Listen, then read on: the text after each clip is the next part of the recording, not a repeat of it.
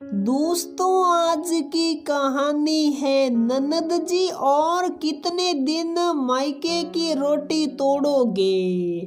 दोस्तों, कहानी शुरू करने से पहले अगर आपने हमारे चैनल को सब्सक्राइब नहीं किया है तो सब्सक्राइब कर लीजिए ताकि आपके पास पहुंचे हर नया वीडियो। शायद बचपन में कभी किसी के मुंह से सुना था कि भगवान हर इंसान को हमेशा दो मौके देते हैं, बस कमी इंसान में होती है कि वो इन मौकों की पहचान से चूक जाता है। तो क्या ये मुझे दूसरा मौका मिल रहा है या मुझे कोई मुगालता हो रहा है? क्या करूं कुछ समझ नहीं आ रहा। जीवन में पहले ही बहुत गलतियां कर चुकी हूँ। मैंने उथल पुथल से व्यथित नजरें माँ की ओर उठाई, जो तख्त पर बैठी साग भाजी काटने में व्यस्त थी। माँ बेचारी भरसक कोशिश करती है भाभी के साथ हाथ बटाने की, ताकि भाभी की जली कटी बातें और भाई के ताने मुझे कम से कम सुनने पड़े। मुझे खुद पर गुस्सा और माँ पर तरस आने लगा। मैं गोरी पंडित खानदान की सबसे सुंदर लड़की, जिसे अपने रूप पर असीम घमंड था, जिसने ये समझने की भूल कर दी थी कि सूरत के साथ सीरत भी बहुत महत्वपूर्ण होती है। मैंने सूरत को ही सर्वोपरि रख सिर्फ खूबसूरती को ही निखारा। ना ग्रह कार्य में दक्ष हो पाई और ना विद्या और ज्ञान में। दादी और पिताजी के अति लाड प्यार ने मुझे बिगाड़ दिया था। दादी के कड़क स्वभाव के कारण सीरत संवारने की जिम्मेदारी और मेरे भविष्य की चिंता माँ के आंखों से टपकती मार्गी में कहीं दबती चली गई। पिताजी अक्सर लाड़ करते हुए कहा करते थे, मुझ जैसे साधारण इंसान को भगवान ने रूपवती गोरा जैसी पुत्री दी है, जिसे तो कोई भी राजकुमार हाथों हाथ ब्याह कर ले जाएगा। हाँ, आया ना मुझे राजकुमार ब्याहने। बुआ के रिश्ते में था लड़का अमीर खान, दान का पढ़ा लिखा इकलौता लड़का था। विशेष बस शक्ल साधारण थी। परिवार में सिर्फ माँ थी उसकी। बड़े साव से मुझे ब्याह कर ले गए थे, पर रूप के घमंड में मैं भूल गई थी कि ससुराल और पति की इज्जत क्या होती है।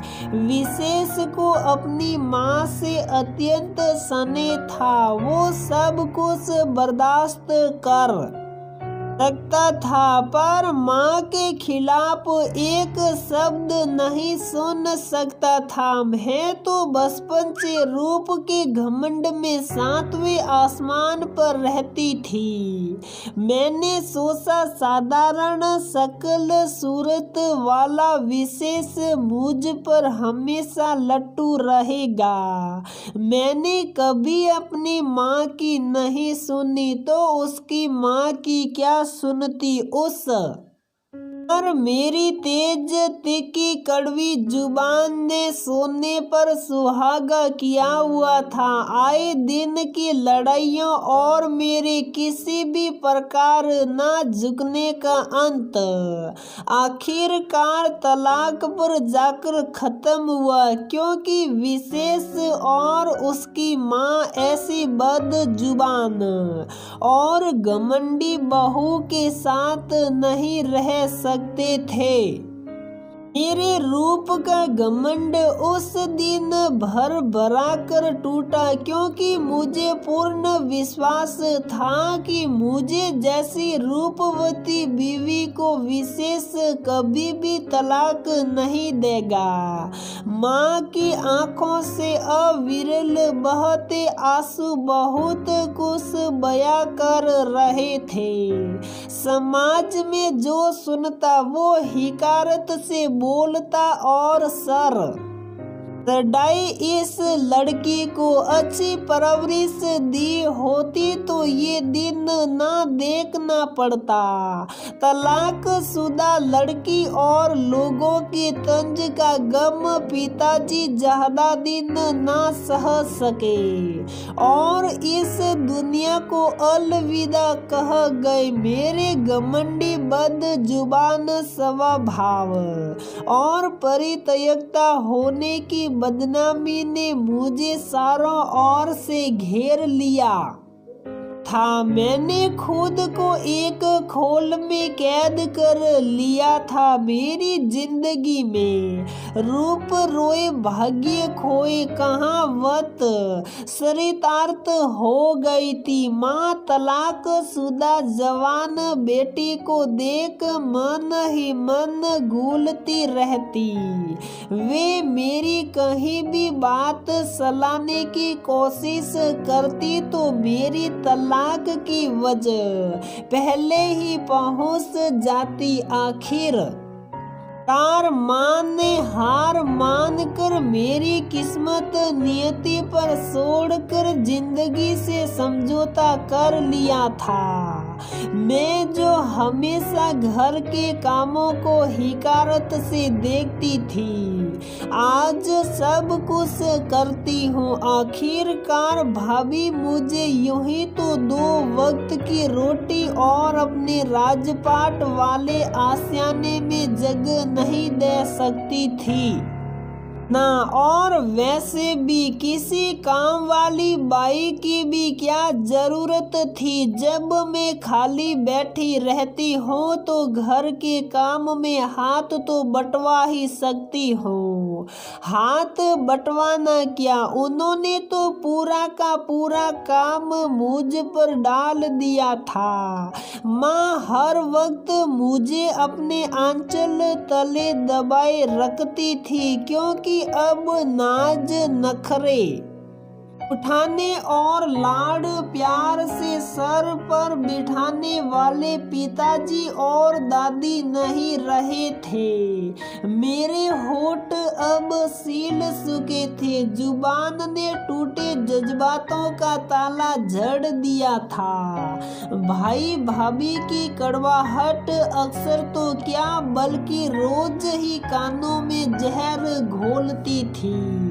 कई बार सोचते कि जिंदगी से निजात पा लूं, पर मरने का हौसला भी नहीं कर पाई। किसी तरह हिम्मत करके ग्रेजुएशन कर घर के नजदीक ही एक प्राइवेट स्कूल में 10,000 रुपये महीने की नौकरी पा गई थी। अब इतनी कम तनख्वाह में अलग रहना संभव नहीं था, इसलिए भाई भाभी के साथ ही रहना पड़ता था।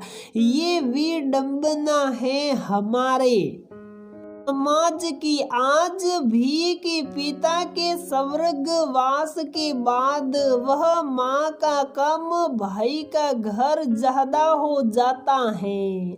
कल ही तो रमेश जी जो उसके साथ ही स्कूल में नौकरी करते हैं झिझकते हुए उसके सामने विवाह का प्रस्ताव रखा था। उनकी पत्नी बच्चे को जन्म देते हुए स्वर्ग सिधार गई थी। 7 साल की हो गई। मैं उनकी बेटी अब उन्हें अपने लिए जीवन साथी के साथ साथ अपनी बेटी के लिए माँ भी चाहिए थी। वैसे भी अब तो जिंदगी से मिली ठोकरों ने मेरी अक्ल ठिकाने लगा ही दी थी। अब मुझे हर हाल में कोई ना कोई निर्णय लेना ही था। बस अब और नहीं, जिंदगी में की हुई गलतियों का बहुत खामी याजा भुगत चुकी हूँ मैं। माँ को दुख देने के अलावा और कुछ तो नहीं कर सकी, पर अब कम से कम रमेश जी के साथ पुनः वैवाहिक जीवन अपना कर उनके चेहरे पर खुशी की मुस्कान और दिल का सुकून तो दे ही सकती हूँ। सारे संचय मिटाकर अब तैयार थी मैं जिंदगी से मिले इस दूसरे मौके को अपनाने के लिए। सूखी पड़ी बगिया को फिर से हरा भरा करके खुशियों के फूल खिलाने और अपना आशियाना, हाँ अपना आशियाना सजाने। दोस्तों, आपको ऐसा लग सकता है कि आज के जमाने में ये सब नहीं होता, पर ऐसा आज भी होता है और बहुत से परिवारों में मैंने ऐसा कुछ होते देखा है। इसलिए हर पेरेंट्स की जिम्मेदारी है अपने बच्चों को अच्छी परवरिश, संस्कार और उनकी शिक्षा पर खास ध्यान दे, क्योंकि अच्छी सूरत संद दिन साथ देती है, जबकि अच्छी सीरत ताउम्र साथ देती है। तो दोस्तों, हमारी ये कहानी यहीं पर समाप्त होती है। अगर आपको हमारी ये कहानी पसंद आती है तो प्लीज वीडियो को लाइक करें, शेयर करें और हमारे चैनल को सब्सक्राइब जरूर करें।